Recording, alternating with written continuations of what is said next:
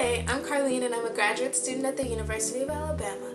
I am a vegetarian, but I have not been vegetarian all my life. And to be honest, there are times that I miss a meal with meat in it. As a vegetarian, it can get really easy to get in the habit of buying those meat replacement burgers or just some stuff from the frozen section, not calling any names. But honestly, the price can get kind of high, and sometimes the taste gets a bit repetitive. So I started experimenting to come up with a really good vegetarian burger. I know I'm biased, but I think it's delicious, and so do many other people that have tried it out. So let's get into it. First, you have to preheat your oven to 350 degrees. Then you're going to chop half of a bell pepper and half of an onion, and I'm going to put all of that into a food processor. Now, you don't have to use a food processor, but it's easier. Oh, don't forget 3 cloves of garlic. You can chop all these things by hand, but just make sure you do so finely. Then I drain and rinse a can of black beans and add that to the food processor. You can mash that with a fork if you don't have a food processor. Then I pulse it a few times. You don't want to over process it because you don't want to puree, and just want to get it all incorporated.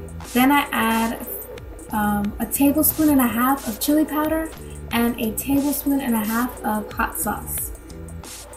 I also added 3/4 of a cup of oats and 1 egg. Now, if you're vegan or if you just don't want to use as much eggs, you can try using 1 tablespoon of ground flaxseed, and simmering it in 3 tablespoons of water, and it is an excellent egg replacement. I've tried it in this recipe, and personally, I preferred it, but I just didn't have any flaxseed meal at the time.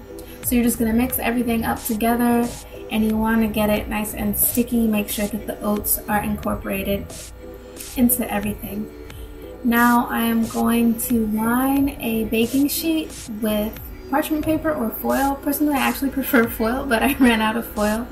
And then you're just going to form your patties. You can form the patties in your hand, or you can just use a spoon and scoop it right on and form your patties that way. It's much neater.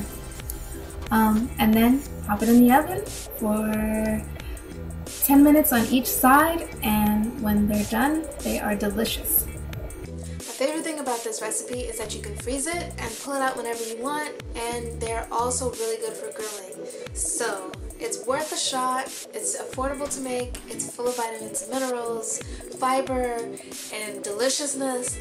If you like it, then share it with your meat loving, because this is a recipe that even meat lovers enjoy. Alrighty, until next time.